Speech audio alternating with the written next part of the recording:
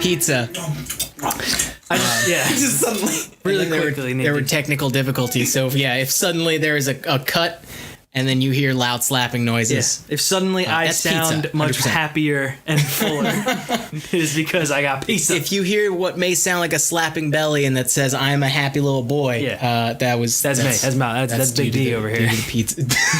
Fucking Big D. Hi. So TimH is back. TimH. I am. I'm excited. Glad. He's been across the pond. Yes. This whole time. Tell us about your London adventures. London was great. Yeah, I went back for about 3 weeks. Got to see the old gang, and you know. Who's the strongest? I know every time you guys go, you have like a strong match where you all punch each other in the head. You have those like very long. Dean's the strongest. Dean is the strongest one. That's crazy. Wow. It's probably because he's eaten the rest of them when he's consumed them. I don't know what the fuck is that's been like. I just had deja vu when you said that too, so I felt like we momentarily it's like a commonly known thing. Dean will often just eat little bits of his friends. And they'll be like, "Hey, what are you doing?" He's like, "I don't know." Just getting stronger. Just absorbing their power. What, Dean? Yeah. I didn't do that thing that I do. Welcome to Reasonable Beef. There it is. I am Tim E. Kish, your host. I'm joined by... Oh, hey, I'm Dom. It's Dom, as always. And yeah, TimH is in the my room. You don't get to say your own name. We say yeah, it's fine. Don't worry. You gotta keep me in my place. The main Tim. Other Tim is here. But also a reoccurring guest, so like we need to distinguish this shit. You're the sub Tim. Yeah. But I mean, like, I guess you are a main Tim. Sure. I don't know, we have two. I guess that's true. Mm-hmm. Take what you can get there, TimH. So, hey, yeah, we're great comedy. Back again. This is why we have to do long lead-ins, because it's just comedy banter.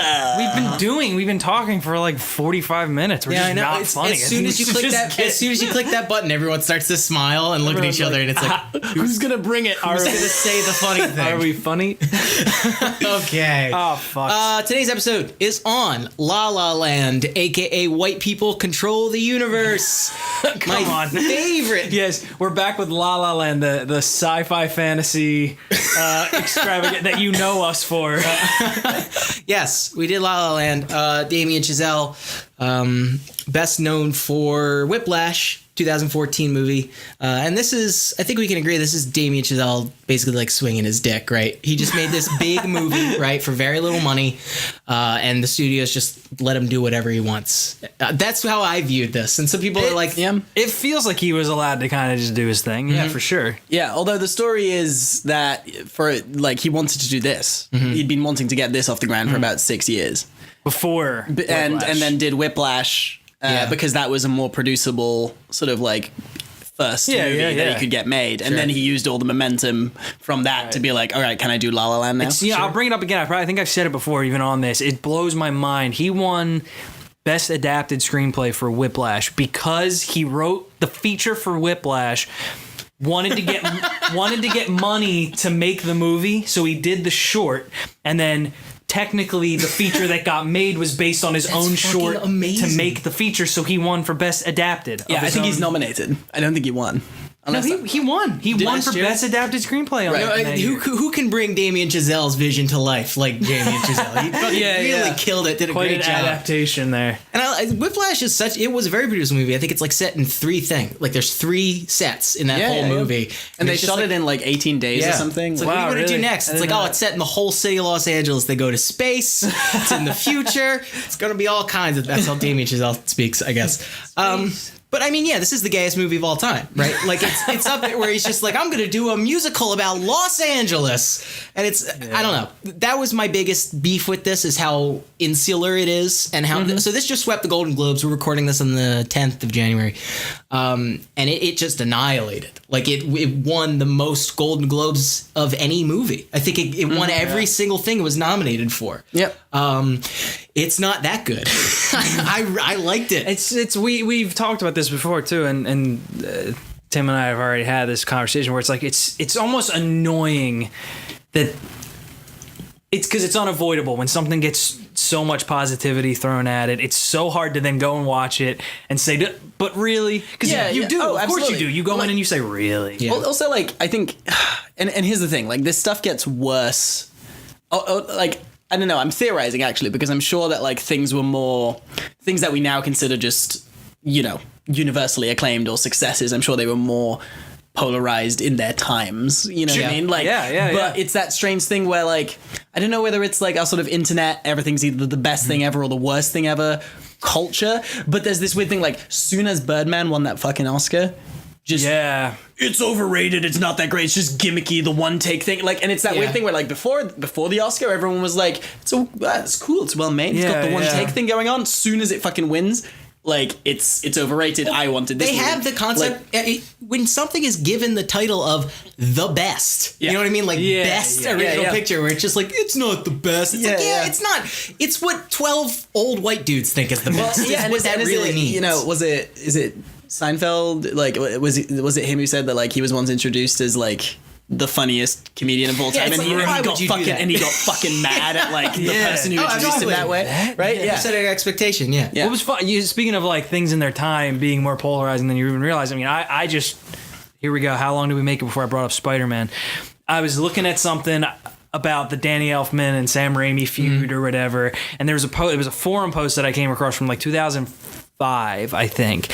And Spider-Man 3 was going to happen, but they were saying, oh, Danny Elfman's not doing the music. And it was weird. There was this whole string of comments in the forum saying, like, oh, thank God, maybe now we'll actually get a good score and we'll get, you know, it won't just be Beetle, Batman juice, whatever they got. And it's like, that's crazy, because now you think about that score as such a wholesome, good... Yeah, absolutely. Yeah, it's iconic. And I also believe it was because Elfman was losing his hearing at the time. I don't think it had anything to do with... Like, he was going deaf in, like, 2006, right? That was his issue?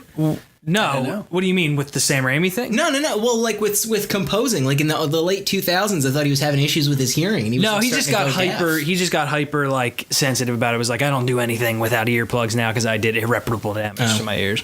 But so he's just being a little bitch the whole time. He's just being a little bitch. It's in a typical Danny Elfman Oingo fashion. Boingo days, really. But I think also, like, by the way, leading all that back though, because I think that's a good point of, like.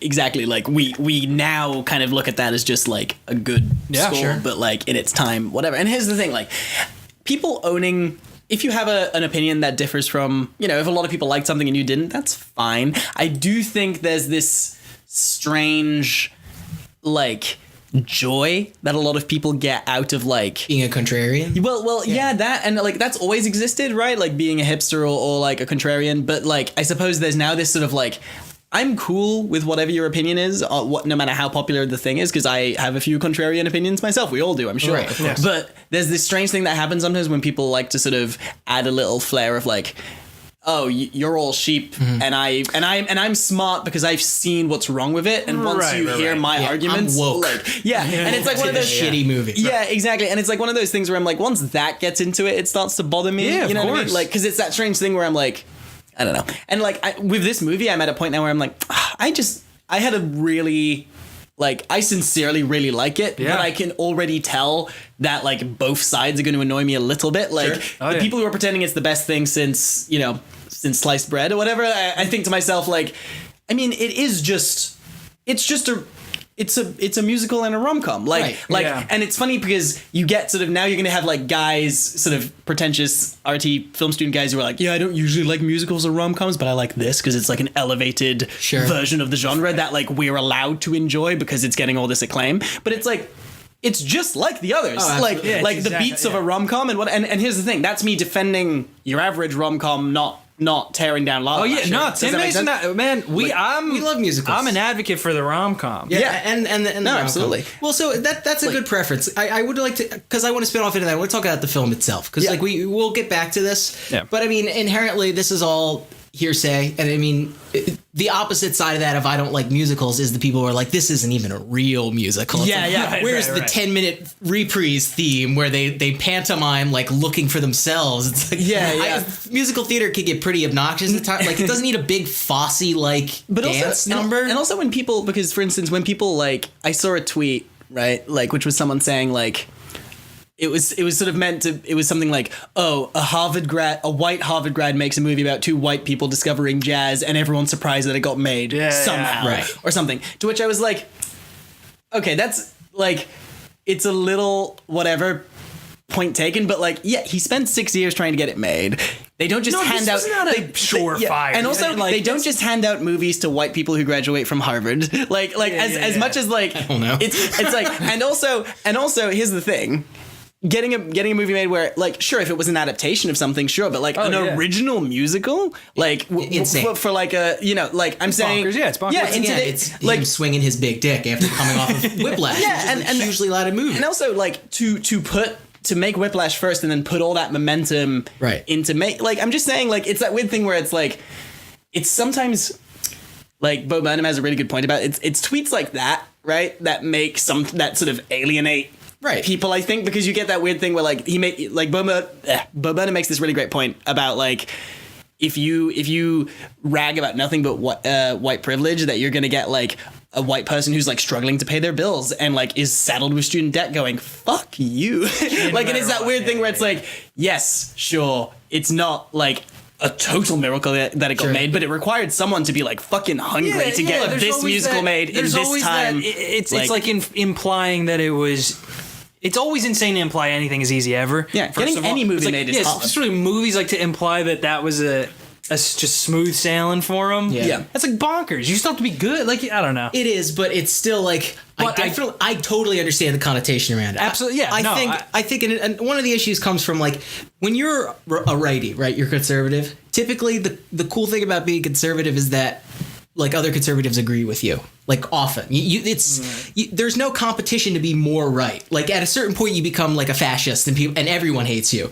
Whereas I feel like on the left, there is this big push to like always have the hottest, newest, most left, most woke take. Yeah, where it's like I need to be. It's like everyone in this. Why does everyone have all their fingers in this movie? I didn't see anyone with 3 fingers in this movie. This is bullshit. It's just like, obviously that's a ridiculous comparison since we're talking about just like black people being in the movie. And the only scene featuring black people is him going like, "Hey, see those guys? They do jazz. I stole it from them." And he's just like, "See those old black guys? They're gonna die and no one cares. But me, I'm gonna open a club." I do. Okay, sorry. Spit off. No, the movie. Back to the film itself. Yeah, I think that was just to wrap up that point. Though I definitely understand where that's coming from, because it is. It's the same thing of going in to see something when everybody says it's amazing. I don't know what it is as a human or as like a creative human, where you feel the need to measure it. Yeah. I don't know why. It's like a very selfish thing that you don't want to let people like it as much as they are, because you don't like, you know what I mean? You want to be like, all right, well, hold on. Sure. And it's that in a similar, obviously in maybe a more like political way in that thing where all these people are loving it. So it's like, okay, well, hold on. It's not that much of a miracle this thing got made. Like, it's not outrageous. Yeah. No, absolutely. Because it isn't. And I understand it at that point too. But yeah. It's a balancing act. It's exactly what you're talking about. It's like, on the one hand, like getting it made wouldn't have been easy and it required someone to like work at it really hard. But at the same time, yes, don't create some kind of narrative around it where indeed like, how in God's name did this get made? Right. Like, to be honest, like, like that's the kind of story you should leave for, apparently silence or whatever, like Martin Scorsese, like the only person who can get a movie made about, 3 hours of Christians being tortured and like sort of like, yeah, that's a miracle that exists. Yeah, right. Okay, so the movie itself. I have a couple points written down. So like some of the criticisms that I have heard from. Fuck criticisms. The movie itself. Here's what Tim thinks of the movie. It was sweet. The tunes stuck with me a little bit more than I thought they would. I thought some of the composition was like simplistic, and I was just like, oh, that just seems like a kind of thing that like a student would write. And then the more I listened to it, the more I realized it's just pure theater schmaltz. It's good. My biggest issue with the musical portions of this, Emma Stone recorded live on set. Actresses weren't. Did we notice this? Yeah, in the first and every other scene. Like, well, first of all, the whole first sequence, no one is singing. Everyone is mouthing all of their things, and it bugged me the whole time. Yeah, I was just like, oh, this is. It's a weird thing. It's not like this. Point to be made too in our post Les Mis film Yes, world. exactly. Where you had it look and you're like, oh yeah, that's definitely them singing. Oh, that's Anne Hathaway singing. It was weird again when you see people lip sync, even in TV and stuff. I'm like, oh, I thought we were done with that, where you can hear the transition from studio recording stuff to on set recording. It's still an impossible thing to record. Like, how do you mic all of those extras? And like, even if you do record them really singing on set, when they record it actually in the studio, they need to be hitting like mouth perfect. They need to be perfect looking, or else it's going to look super weird. So that's still like a main challenge of doing a musical on film, and it's still weird every time I see it. Like, you could just there's for those who don't know, you can kind of tell when someone isn't really singing. It's like something like a throat vibration. That's why when we recorded Decked back in the day, if you know anything, like that is us actually singing on it. And I think we dubbed the music in later, right? Or is it the same we did it a little weird. We sung it on set. What I'm saying is this movie should have been more like Decked. What is he thinking? Yes, obviously. But that's what we're getting. So what did you think of the film? Like the music? Yeah. I really like the music. I mean, this was hitting all those big hooky things that I fucking love. And I think I liked all the lyrics and everything, and I kind of wasn't. I sort of was missing stuff. Sometimes I tend to just listen to like the melody of the stuff and the arrangement and kind of even forget that they're singing about like a thing. And this time I felt very present about what they were singing about. And I love the song of like, this would be perfect if it wasn't me and you. The love song of like, right, it's right. One thing I noticed about the music, and so this is saying I loved it, and this isn't even necessarily a negative thing, it's something I noticed, was there's a lot of the same chord progression, and not in a motif way. So, because when it's a motif, when it's a theme, when we're bringing up a theme, we know it's very obvious. When it's like, oh, it's the whatever. Sebastian. They do replay the theme of the lovers. The so Sebastian much in this movie, almost to the point of like ad nauseum, where it's like, okay, Jesus, which is fun. I never get sick of repeated themes. I love that shit because to me, it's also a somewhat old-fashioned technique. Like, actually, if you look at like certain like, I don't know, Woody Allen films or whatever, like if you look at like Midnight in Paris or like that's like a fairly recent film, but it's by an older filmmaker. Right. Like you notice Star actually Wars. that they use Star Wars exactly. Like, like how come the Imperial March is so memorable? Is it just because the tune's really memorable, or is it because if you rewatch Empire Strikes Back, it's like it's every time fucking every time we cut to them, it's the same thing, and it's like the criticism of it can be they're using the same thing every time, but the positive is, my God, it like association, and it becomes like part of your brain. My favorite motif of all time is every time it cuts to Buckingham Palace in any movie, it's always dun, dun, dun, dun, it's constantly playing over there. They just have it on all the loudspeakers everywhere. And then the follow-up is every time we're in America. Yeah. It's just like... Yeah, it's just snare drum. Yeah, exactly. It's always a snare drum and like... Sir. Guy walking down the Pentagon. Like, The word sir is the audio motif. But, Jesus Christ. Yeah, I liked it a lot. And like I was saying, though, like I noticed... a lot of the same chord progression. I wish I knew music theory thing where people do like the numbers, because I could tell you what it is right now, but it's like, it's the equivalent of doing an F major, a G major, and then a C major. It does it for the dun dun dun dun dun dun dun dun dun. It does it in the first song, it does it in the next song, it does it in the Lovely Night song. Now here's the thing, I love that because those are the hookiest of chords. And I'm all for it. Well, it's designed to stick in your head almost, right? Where those are the chords. Dude, that's why it's called a hook. I love those big fucking horns, and I don't know what it exactly is about the layering of horns doing like the melody to something, but it does sound. Well, it's all hopeful. It's good. It's nothing but like potential, where it's this swell moment of like, it's my time. And can we talk about how the point of this movie is you don't get love and also success? You know what I mean? Like, you're not allowed. Yes, you have to choose. Yes. It's a good movie to like, it's a date movie where you're subtly implying to your date like, it's not gonna last forever. In LA, in a theater full of people in LA, everybody's up there like looking, being like, ha ha ha, shit. Well, when I saw this with my girlfriend, and I'm sitting there and I'm going like, please don't let her take it like this. And we end this movie, and we're both on the same page. We're like, they're both assholes. Like he could have he makes the decision for her. Of like, you need to go 100% in France. That's why I'm never gonna see you again. Yeah, although I do think it's weird because I think I agree in the sense that okay, so he's sweet.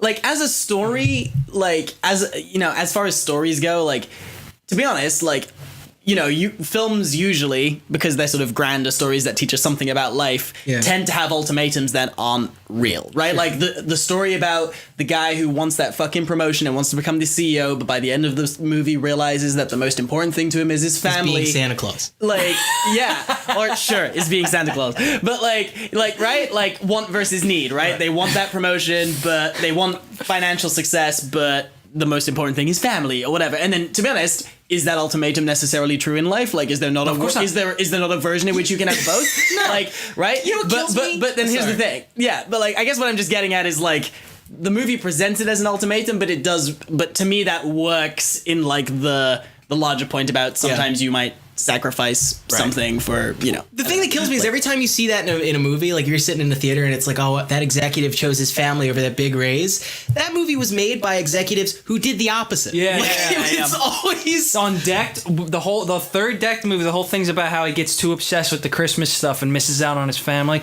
I was making that movie until Christmas Day nighttime. Yes, and hadn't spent no time with my family that year. But okay, sorry. Something I did want to mention is that I did think that the musical portion of it is the backseat thing. I mean, when this is advertised as a musical, I wouldn't really quite call it that. I would say that it is like a drama rom-com with musical elements. And when I was just trying to think about, like, all right, let's think critically. Like, what could he have gone for?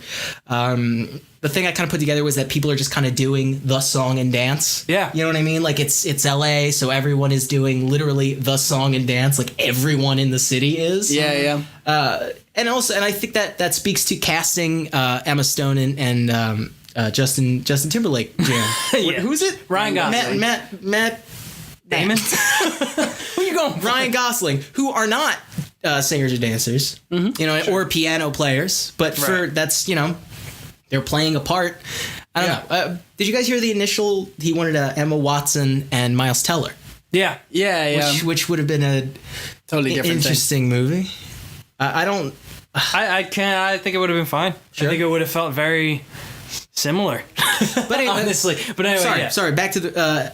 Did anyone else feel the Emma Stone Ryan Gosling chemistry waning in this movie? Did anyone feel that? Because I kind of didn't. I don't know. I just didn't feel it. I didn't question it. So I don't know what that says. Like, sure. I just kind of was, I was just accepting it. I don't know if I was necessarily like, Emma Stone and Andrew Garfield in Spider-Man, where I was like, oh, this is just nice to watch. I like them. But I don't know. Yeah, I wasn't pulled out of it. Yeah, same. I wasn't pulled out of it at all. Yeah, I don't know. I have a thing about like the songs themselves and like. It's that thing of, I was saying, okay, are we, and I know the answer is no, but are we on now the brink of, so this was a movie that did the musical thing, and a big part of why the movie is the movie it is because it's doing the musical thing. It's not necessarily about we wanted to tell a story and then we're augmenting what's happening to these people with songs. A huge part, you can't get over it. The whole thing is, it's old Hollywood. We're doing the Hollywood musical thing. I didn't get that. I didn't get the old Hollywood motif at all. No. I think that it's an adaptation of that old idea of doing that, but this doesn't seem to be like a love letter to old Hollywood musicals. Really? This just seems to be like kind of literally taking that idea, like the motif of an old musical, and layering it over just a regular modern movie. The way it's orchestrated, the way they do the dance thing, and the way it's shot when they're doing the tap dance. Only when they're dancing. The way they're doing, and every other time is shot like a totally traditional drama movie. Well, yeah, but that's what I'm saying. So the musical bits stick out as, we're doing that thing, right? Okay. They didn't necessarily. I don't know. I'm trying to think of how to really say what I'm saying here. Is they're doing a thing and it doesn't necessarily feel organic to the movie that it was because it's a thing, if that makes sense. Sure, yeah. So it's like, are we gonna now get? Are we gonna get another movie where it maybe feels a little more organic to like what's actually happening in the movie, and we're not just doing this callback thing every time they sing and dance? Like, yeah, I don't think we're gonna see another movie. I don't think so either. I mean, like I said, I knew the answer is no, but I saw a great tweet where it's just like, yeah, we've seen the artist Argo, Hugo, and this. Like, we get that movies are magical and that whatever. And it's the same thing where it's just, what was it? The artist a couple years ago where it's just like, oh, it's black and white. Like that was its shtick. Like we didn't see a lot of black and white movies after that. It was just like, no, absolutely. I mean, it and also, like, I think there's absolutely a valid sort of introspection to be done in like, all right, look, there's a lot of Hollywood celebrating Hollywood stuff, and it tends to do well at award season. Like you could even go to Hugo or whatever. Like like. There's a lot of it. So, I mean, Birdman is about creative people. Right? Yeah. Like there's, and I think it's absolutely worth, although I tend to think that kind of political stuff, just like the I don't know, the whiteness in this versus whatever. Like I always think those are criticisms that like are, and conversations that need to be had, and they're so like important to have. Mm-hmm. But I do think they somewhat intersect with, is the movie any good? But I also think they kind of are separate conversations. Like, so for instance, like, sure, it's another movie with two like straight white actors falling in love, and like in a larger conversation in the political world we're in now, like is it important that we tell more diverse stories? Like, absolutely. And that we recognize more of them? Absolutely. It shouldn't detract from, is this movie good? Those right? are like the two parts of our brains in a way. Like the person who lives in the world, and then like the absolute like shut in artist who just wants to make stuff and like look at stuff and pick it apart. Well, it's well, because I always point to, it's a weird example of it, but like I always point to like like the example of this I always use with the politics and the movie, like Dawn of the Planet of the Apes is a really fucking good movie. Does it have enough female characters in it? No. Like, and that's a valid criticism of that movie. I would still give it a fucking 9 out of 10. Like, it's so fucking good. But like, and I wouldn't necessarily detract a point, because I think the movie works in its form and how it's presented. But like, if someone points out, there's only like one real female character in it and she's not really well defined, I'd be like, yeah, that's fair. Like, you know what I mean? It's that weird thing where like you have to This is a weird time too. You have to be able to love something and also admit its flaws, I guess, right? But you do have to watch what time it is, because we are literally coming off of Donald Trump being elected president, and then the whitest movie ever made sweeping the Golden Globes. And it's just like, they're not connected at all. It's bad timing for that. But yeah, it's just like, it kind of fucking shit. This is, and I'm going to sound super naive and just innocent right now. It didn't occur, and I haven't been on Facebook, I haven't been on Twitter, like I'm just generally speaking have not been on those for months. So when I saw, it was about a week ago, or not even, it was a couple days ago, I saw someone post something about like, wow, it's a bummer that, I saw La La Land, and it's a bummer to think that someone who looked like me, who lives in LA and who has lived in LA my whole life, would have been just like a background actor in this story about like LA and blah, blah, blah. And it's like, oh shit. Not until that moment, I hadn't even thought about how fucking white and the same thing. Come to LA. We're doing that same movie thing again, and here it is. And it didn't even cross my mind. Yeah, I mean, it's weird, because it's a shame that now the conversation's being framed as sort of like, it's Moonlight, the black movie, versus La La Land, the white movie, which is that, and that begins that's harmful. For sure. I agree, and I agree, and I don't think that's a productive way to think about it. No. Like because also, like for instance, there was this like, again, it's such a like nuanced conversation, and it's even hard to like convey it here in this conversation we're having.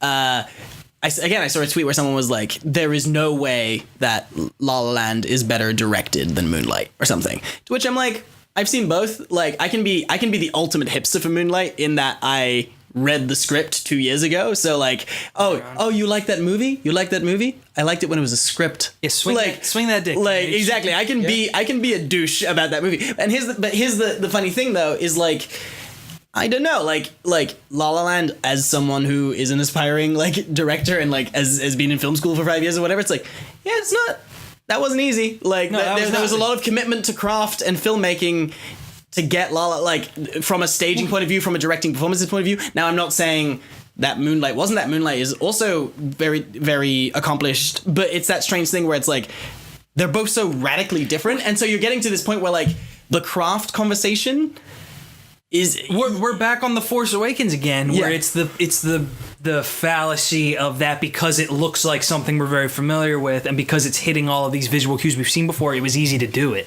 Right. Like, oh, it was so easy to make it look like an old Star Wars. Like, get the fuck out of here. Do you have any idea how insane it must have been to craft something that looks like Star Wars? Like, Absolutely. And same thing with this. It's like, do you have any... It's almost harder. Like, to conceptualize something new is way easier than doing a pastiche of something and old. also in those two, I don't know if I go that far, but it's like, I would. don't discredit the like... Pastiche, not a copy, a pastiche, where you're literally taking, like, what makes this thing this? Let me distill it and then try and make something that would fit in this universe. Right. It's the Owen Coffer fucking Hitchhiker's Guide thing, where it's just like he could have never worked it. He wrote the last Hitchhiker's Guide book when Douglas Adams died. You're looking at me like I'm fucking insane. No, I don't understand. But so Douglas Adams wrote this book called Hitchhiker's Guide to the Galaxy. Right. His wife gave the estate to this guy, Owen Coffer, who wrote the Artemis Fowl books. And he wrote the sixth one, and everyone hated it. And it's just like, that's tough to take like a fully realized universe, like sci-fi universe, like Star Wars or Hitchhiker's Guide, and really develop into it. That is tough. So as a musical, to do the musical thing, to make a movie that looks like something that feels classic, and the colors are things that make us remind us of old movies, and the songs remind us of old, like... Yeah. No, and also tall order. And also what I'm about to say, again, it's a bit of a redundant point, but it's the sort of, you know, the craft that it takes to get Moonlight and tell that story well, such like, you know, a much more slow, like slice of life movie, you know, versus a musical, which is flowy and ongoing takes and like. Can I talk about like, the race? Doesn't Moonlight have a racially charged aspect to it? Like, it's about his life as a black man. Yes, it's just of course. This movie, like to do these two movies as the white and the black movie, where it's like this movie is literally about a black man's experience, and from an outsider's perspective looking in, La La Land is like the white person experience, where my life's a musical and we're dancing around Los Angeles. But I suppose what I'm going all the way back to is like, I don't know, like the 2010 Oscar conversation where it's like, well, how do you rate how well Inception was directed versus The Social Network or versus The King's Speech, like Boyhood. The craft that went into Inception like is incredible and specific, and he wasn't even nominated for Best Director that year. Like, but it's that weird thing where it's like, and it accomplished like I wouldn't criticize The Social Network for not having a spinning, rotating hallway action scene that was well. You know, like spatially, I totally understood where the characters were the whole time. Good directing there, Nolan. Like, and I'm not gonna lobby that against Fincher. Like, in the like, so it's this strange thing where, like, I don't know, like. You boil it down to what the criteria are to make this movie, like who wins best director, who wins best film, or whatever. Yeah. And it really comes down to like, this is us worshiping the elites once again. Where this is a group of 100 people, 200. I don't know Golden Globes, but the Academy Awards 6,600, 6 even million. Even still. Yeah. These are Hollywood elites who are politically charged and do have interests, and like this is a politics game. Boil it down even further to who the fuck cares. Exactly. And that was my point. So much? Yeah, why do you have to compare everything to everything? Just do a thing and let that be its thing. And intention is. This is like a film school conversation where it's like, does intention matter? Like when whatever someone set down to do with the movie, is that do you have to factor that into how you take it? Like yes and no, but like with stuff like this, it's like Damien he's off making a musical. Like, that was what he wanted to do, was this big stupid I totally romantic movie. I agree. I think there's this fascinating thing that happens where like. So basically just a kid was really passionate and wanted to make a musical. He made one, and it's a nice throwback, and it's all these things.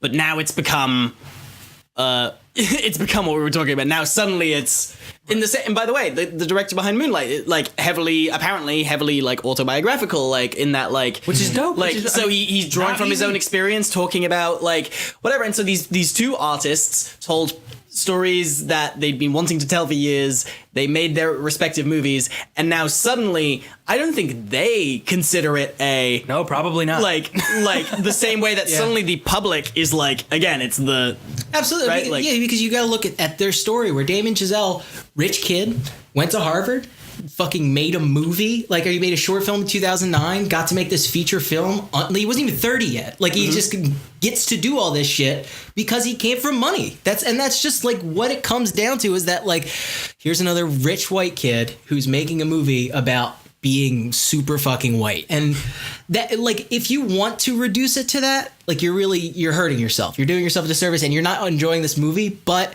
I totally see why you would be so cynical too. I totally get it. Understand why you'd be cynical. What's the so here's then the thing. Okay, so what's the solution? Because it's like, here's the thing. Family did not come from money at all. Yeah, kill the rich is the solution. Family is, doesn't make any money, but I am now like a young white dude who's trying to be making movies and stuff, and you start to see this kind of happen and this backlash and this criticism. And it's like, so what I take from that is like, okay, then I now have a responsibility in the casting, in the kinds of stories or whatever it is.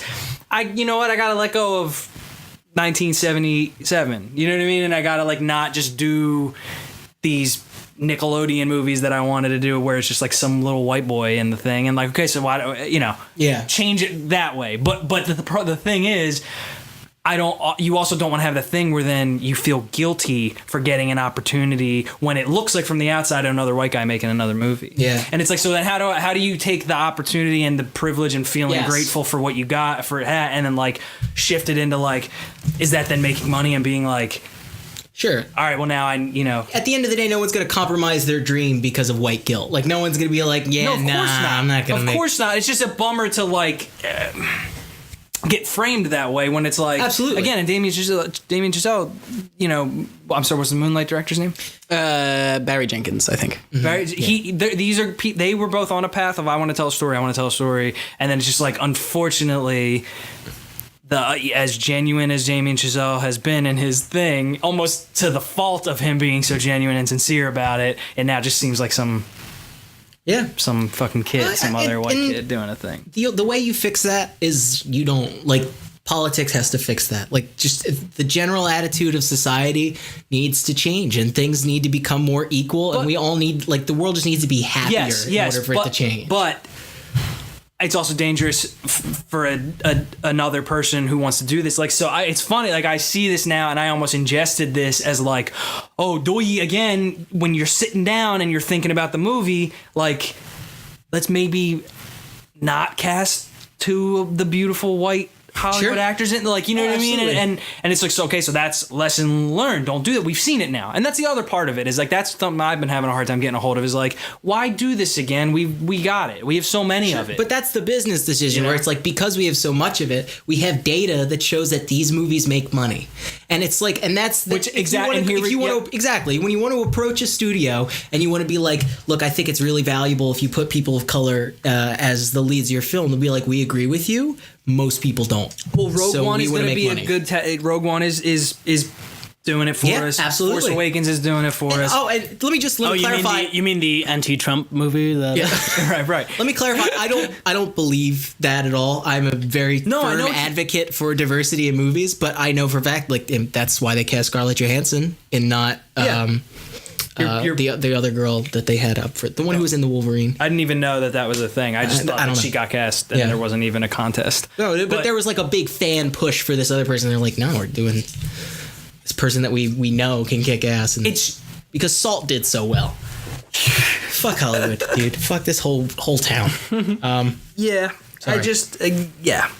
It's just I forget what I was gonna say. It's like the data thing is such a bummer. Yeah, because it's like they won't have new data points unless they start taking some risks. But it's hard to ask somebody to take a $280 or $80 million, even an $80 million, $50 million, $20 million risk. Right. That's a tall order. Oh yeah, like I mean, I can't. But it shouldn't be thought of even as a risk. That's why it's like.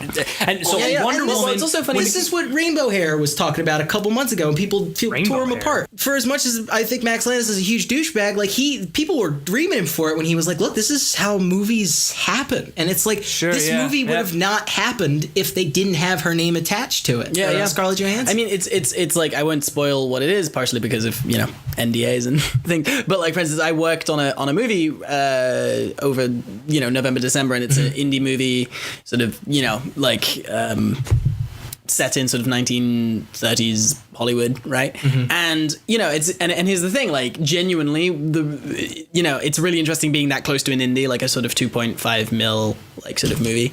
And honestly, one of the things that like makes me worried, like, you never know, you could always be wrong, it's 1 in a million, it's ultimately gambling still, is what movie making is. But speaking to the bets we were talking about, it's like, I do feel a little bit bad for the investors because they haven't been able to attach like I don't know, a Brie Larson or someone who, like, if they were in the lead in this movie, it gets sold and people watch it, and they're in this situation where it's like, yeah, it's a really cool story, but like, are you going to be able to sell this? Yeah. Like, that's why everything's getting cheaper. It's getting cheaper to make the stuff, so less pressure on make something small, make it good, and then there's less of a risk being to quote unquote risk, and then it's like, See, one would hope. One would hope. Unfortunately, that's not the way it's going to work. To go back to data, I want to say this because I want to say it now. To all the 12 people listening. Hey, come on. We get 120 unique every week at least. All right, listen, you 120s. You've heard us on this. Lay into the DC movies pretty hard. You've heard us on Reasonable Beef. You've heard us on now, this. for $19.95, you can get our 12 You can read collection. us in this, the Reasonable Beef book, where all of our opinions are immortalized in ink. Anyway, go see Wonder Woman. Do it. I am filled with doubt. So much doubt about the quality of it. I might skip Justice League, but I'm less inclined. Yes, guys, you got to see Wonder Woman. Go to Wonder Woman because unfortunately it will get boiled down. Even though you can look and say, oh, they made 4 bad movies that kind of got bad reviews kind of across the board, and a lot of people don't like, and then they made Wonder Woman, and they're still, if Wonder Woman doesn't do well, they're gonna look at Wonder Woman and go, oh, it's because they put a woman in it. They will. And it's like, no, so it's the lesson will not be learned on the quality of the movie. The lesson we will learn because it's Wonder Woman. So go see it, even if like you got to show up. It's for the greater good. And then if it gets bad reviews, don't go again. And also, to be honest, like, and it's funny because I don't know, like it's a popular opinion where we're like, oh, whatever, like capitalism and all the like negative. But here's the thing: capitalism would work if we put our money behind our values more often. Like, so meaning if you don't go buy clothes that are made in sweatshops and you don't, I don't know, like use food, like eat food that is no food. Don't eat. Dead. No, but like if you don't eat food where there's a ethical issue with how they treat the animals or whatever. My point being, if if that information is available and you can put your money where your mouth is, like arguably that's how capitalism would work, right? Like because then you can reward people who are doing good things and disencourage people who are doing bad things. The phrase "put your money where your mouth is literally capitalism distilled. Yeah, but then I think that's one of the issues though. Is like one of the problems is I don't think we do. Absolutely. Like that's this weird thing where like we make the same economical decisions that we shit on Hollywood execs for making all the time. Where it's like we will choose the cheaper option instead of buying clothes made in America. Like because I don't want to spend $60 on a T-shirt. You know what I mean? Yeah, and it's the same thing that a Hollywood exec. It's like, yeah, I would love to make a movie featuring like people of color or women, but I don't want to gamble with $120 million. Here's where let's take the road of as far as like, and it's less if the movie is still it's still an action movie, it's still got aliens, it's still the big fun thing that you've seen anyway. I don't understand exactly what you mean, like. But this is us being detached on the coasts, you know what I mean? Yeah. Like having not really a frame of reference of like people who were literally see a black person and say, I'm not going to see that movie. Yeah. Like, but I don't understand it when it's like that, when it's still the same kind of movie, but like there is a point to be made where you're saying we make the same decisions where we see something that's familiar, right? We see whatever, something that you can rent on iTunes or whatever on Netflix, and you click that one because it sort of looks like this other thing that you like, and it doesn't look difficult. It doesn't look like it's going to challenge you as an audience member. Yeah. So you skip whatever foreign film, you skip whatever indie that maybe does, it paints a picture. And so then it's like, so is it just that then the audience for those things that are maybe more difficult or harder to get made it's just a smaller audience, and that's why it's harder to get it made? Because it's like, well, who is this really going to reach and blah, blah, blah. Or is it just us being a bunch of fucking slobs and not tuning in on something that would maybe elevate the fucking medium. Well, again, to come back to something we've talked about a Brazillion times before, it comes back to do with the economy of your time.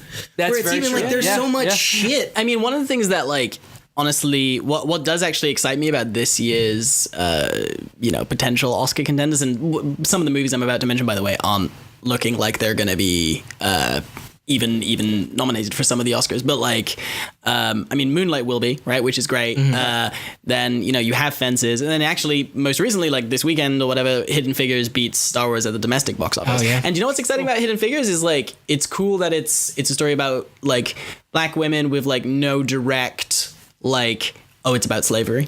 Right. Like, you know what I mean? Like the movies Or that the can be civil about rights movement. well, It's yeah, about- the movies yeah. that can be about a black experience don't have to be slavery movies to get recognition and to be critically acclaimed. Like Yeah. and the same as like Moonlight is ultimately a coming of age story. Like, yes, it deals with racial inequality and like the specific experience of being, like a gay black man and growing Yeah. up in like a sort of, underprivileged area or whatever. Like that's great. But what's awesome about that is like, cool, we're not like, we're expanding the stories that can be told within those communities, and that stuff is exciting to me. Like the fact that, like, because I do think there's sometimes something to be said about, like, like, yeah, you can have like one major slavery movie every X amount of years, because like people don't always want to be like, oh, it's a movie featuring a black person. It's going to be sad and about slavery. Like, you know what I mean? Like, you want to expand because I think it's the just do it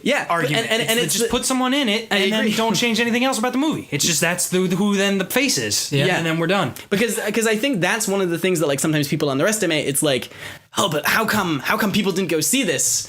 Like, how come people didn't go see this, LGBTQ movie or whatever? And it's like, well, because usually they're movies about, like, people being fucking persecuted and, like, not, like, and like you said, if you have to choose between that and, like a sort of mainstream blockbuster where you're going to see dinosaurs, it's like, well, yeah, I'm probably going to go for it, right?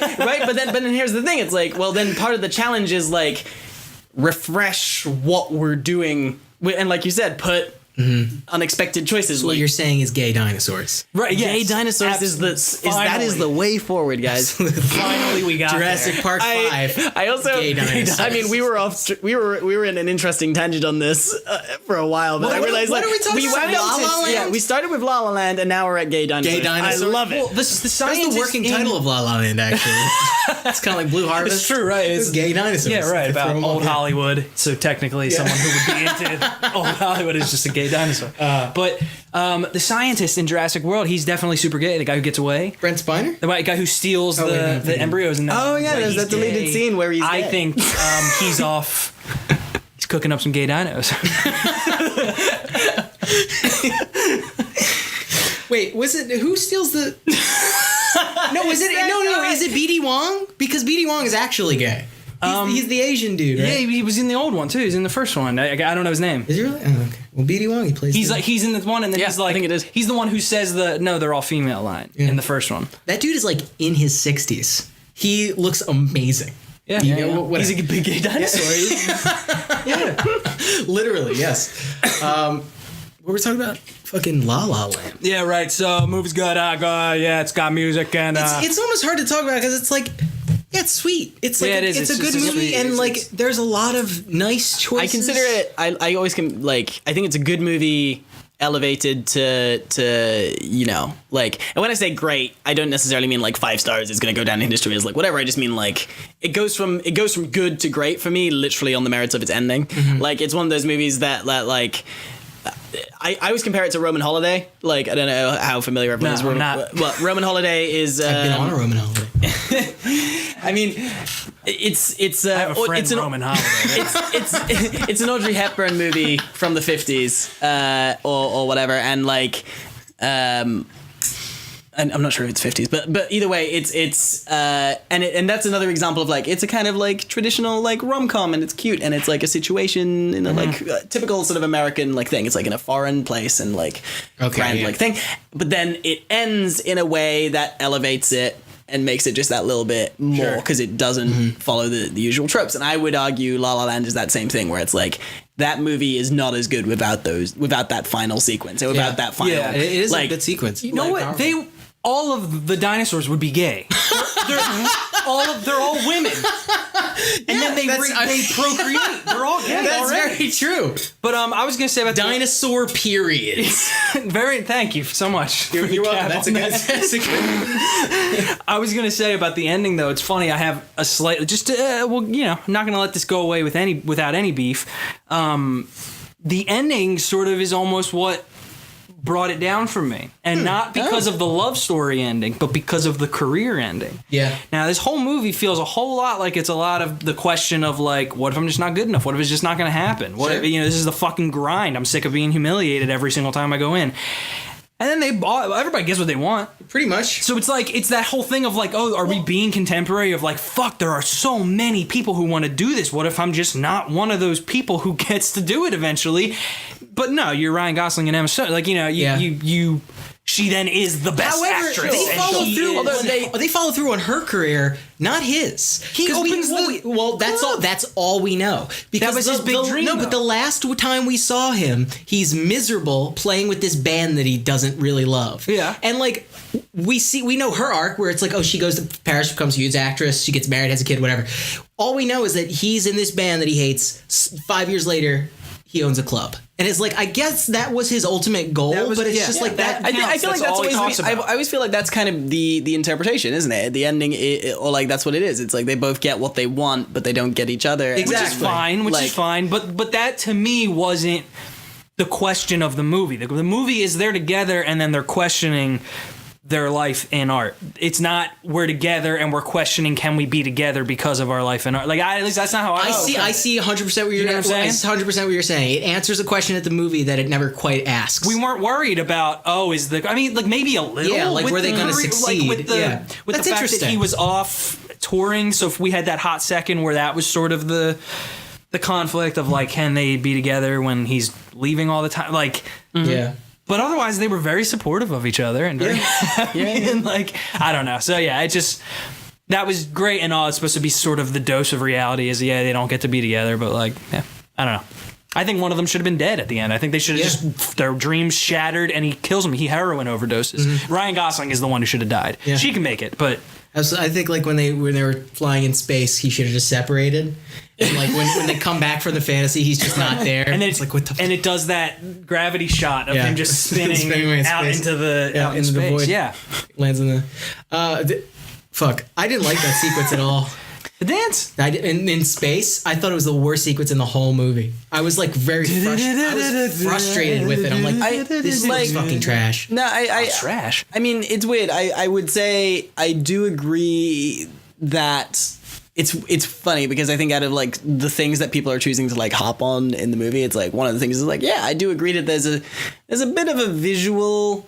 When it gets so heavily green screen and they go up there, like once it's sort of silhouetted and they're dancing through, I quite like it. But that initial green screen moment to me, was like, and I get it. It's like it's still in keeping with the sort of like it's like older movies and it's sort of heavily interpretive. But I did find that it visually bugged me more than because for instance, like I adore the Magic Hour shot. Like on Mulholland Drive or wherever they were, and they do the tap dancing sequence. On amazing. On the poster, yes. Yeah, wonderful. And it all had and like I adore the opening sequence, like open your LA movie in traffic, like brilliant, like all those things. And then for some reason, the sort of heavy green screen planetarium section, which I was into up until then. But I agree when it went up there, it was a little bit like, visually this isn't.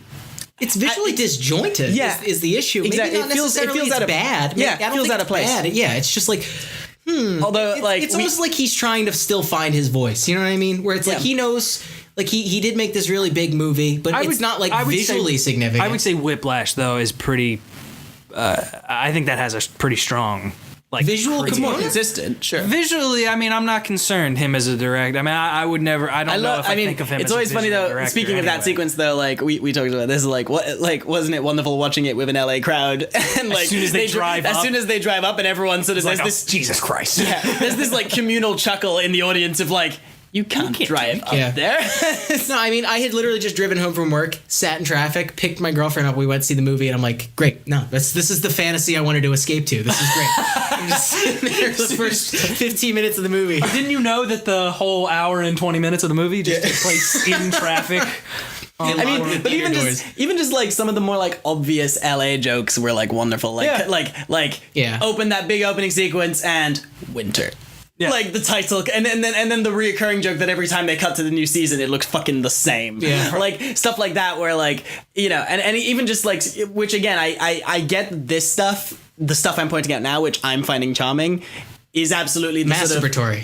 Sort of, it's the circle jerk 100%. World in Hollywood thing, which is stuff like it's a Prius. Like, that doesn't help me. Like, whatever. Like, right? Like, it's funny. Everyone in Hollywood drives a Prius. We get it. But, you know, like... How does the rest of the country see this? And I think that should just pass under the radar. Yeah. They're not big enough moments. They don't take 5 minutes to be like, what to make a LA-based you know what? Hollywood has always been this way about LA. Because, like, I remember thinking younger, like, LA is where things happen. And then I moved here and I'm like, oh, yeah, I guess things happen here. Things happen most places. There are verbs. I have noticed verbs. Yeah. Although speaking of like touches that like little things though that I then did like, which are more like they felt authentic, but less LA specific and more like universal. Like for instance, I love the sort of she's walking in heels and she wants to change into some more comfortable shoes for the tap dancing sequence, which you can sort of read as two ways, which is she wants to be in more comfortable shoes to tap dance in, but also girls do carry around an extra pair of shoes if they're in heels at a party. Love that kind of detail. Yeah. And then that wonderful little, we've talked about this before, but like making it so endearing how like the beats of like, oh, they find her car and it's like oh, like, do you want to ride to your car? No, I'm parked over there. And for a second as the audience you're like, is he blowing her off now? Like, and then oh, he parked right outside the party. He didn't have to walk her there. That's adorable. Yeah. Like stuff like that where like I didn't pick up on it. It's like it's little touches like that like I love. Like a similar one that I adore is like when he drives all the way to wherever she lives. Yeah. And there's that little beat where she's like, you know, he has that little shout where it's like, you have to go to this audition. And then like when he's leaving, that little shout. Yeah. But then as he drives off, and she's like, wait, how did you know where to find me? And he just goes, the house across the library. Yeah. Like, and you're just like, oh, you remember that thing. And it's touches like that where it's like, smart, because it's like, it's cute shit. Sure. Yeah, I love that stuff. That's what I need. I'm still hung up on had a little shout. We need more unrealistic expectations for romantic gestures by men who remember things. I mean, come on, ladies. it's you just talk and you think we're gonna retain any of that information. If you want to fuck with your girlfriend, remember one thing. No, it's serious. Just remember one super specific thing, and like her second cat's name. Right. Instant points. You win. You win the whole game. Something I noticed, Ryan Gosling's wearing tap shoes this whole movie. Mm-hmm. He's always wearing when they introduce him, he's wearing tap shoes. And I like be awkward at a funeral. Sure. She's my condolences. I'll just be over here. But yeah, so and that's something that they only really showed like maybe 2-3 times. Like that's just something you pick up on. Also, this movie does suffer from huge apartment syndrome, where it's like he's like, I don't have car insurance, but my room has more than one room. That's insane. It's like his kitchen and his den are two different things. Yeah, what the fuck is happening here? This isn't Los Angeles. Yeah. And then her room is like, she has, her walls are painted. She's got like shit. I'm like, what landlord let you do that in this? Like, you are out of your mind. This unemployed actress. La La Land. It was good. Yeah. I agreed. It was good. Yeah. And I mean, like, I had a fun time. I've seen it 3 times now. So like, and it's weird because I think every time I go back to it, I'm like, I like it more upon repeat viewings every time, like because I think knowing where it's going because of how much I like the ending, like actually makes all the stuff leading up to it feel like nice. Although I think the first half hour is really strong, like everything leading up to them getting together, and like it's a movie that makes a really big deal out of their first kiss, and I really like it. I think it's got a lot of like that.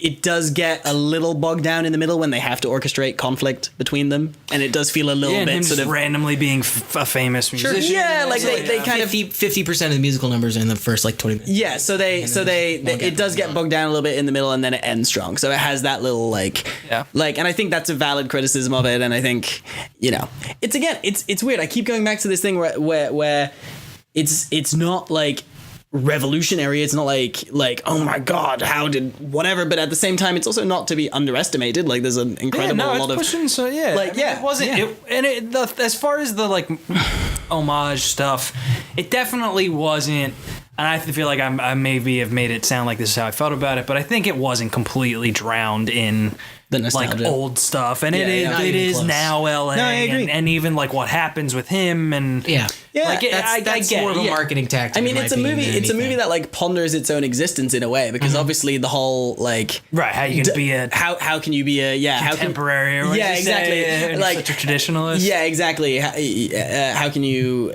be a revolutionary if you're too busy being a traditionalist? That bugged the shit out of me because you literally have a character just introduce his problem. You know what I mean? Where it's just like, come on, let us get there. And then he looks down the lens and he says, it's Damien. But exactly. It's like a movie. It's like, oh, the jazz, but he's questioning the musical in itself. And here's the thing,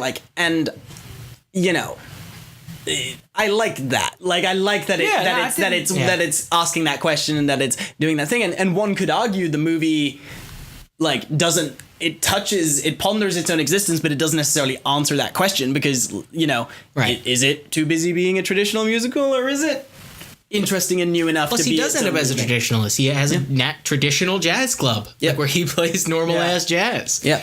Although I do like speaking of that, though, in terms of, like, where they kind of meet each other in the middle, like, I do like this kind of subtle implied detail about, like, she has to learn to not, like...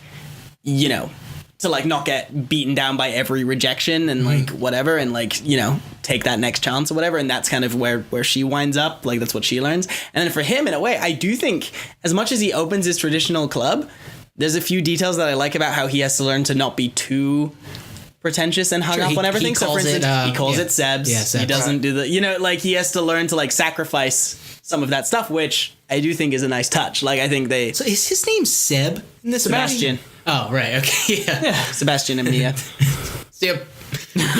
Just get Seb. Okay. Three-headed critic on. Oh, great. On, we should sing it. We're singing it. We're singing it. Okay. You fucks. Oh man, I'm too ill to do this. Get on board. I think nothing. I'm like I have to end that. No. Well, you keep going. Here. Oh, you haven't been here for the new rules. It keeps going. Going until we're a complete. I thought you. Okay. Welcome back. New year, new beef. Yeah, I was gonna say that's changed. That's not me being weird. No. That wasn't you messing up. Okay, that's just you not caring and listening to the new episodes. Oh, great. Okay. Should I do a new one? Or? I'm just gonna give you like a fucking one syllable word, no matter what. A good time.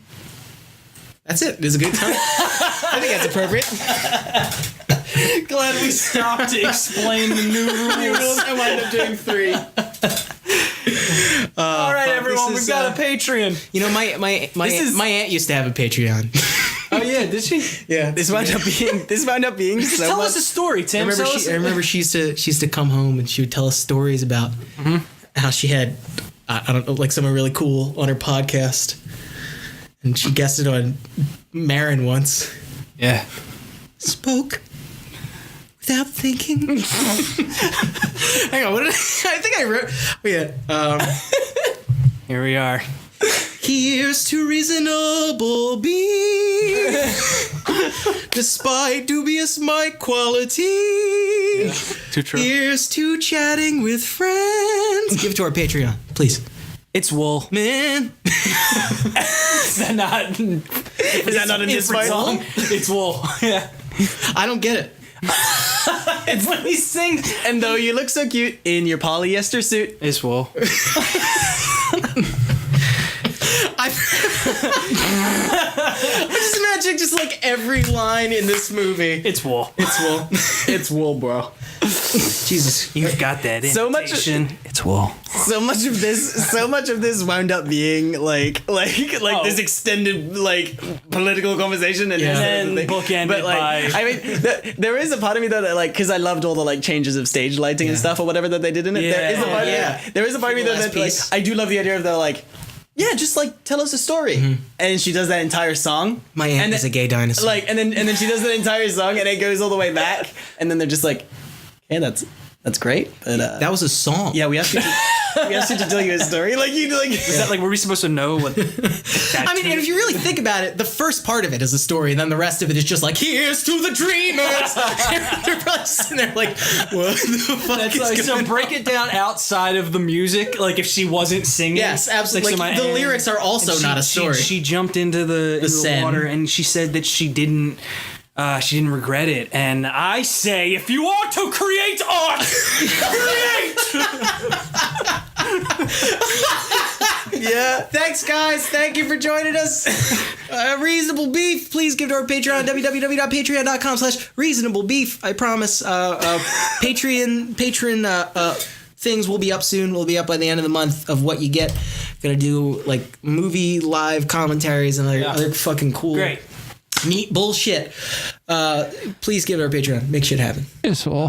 Thank you, TimH, for joining us course. in the hole. happy to be back 2017 I want to do a bunch of these We will. I want to have you on a Defenders of the Rotten. That might be a fun one. I don't even know. I'll explain to you. I'll explain off mic. Thanks, guys. Thanks for listening. Have a wonderful night.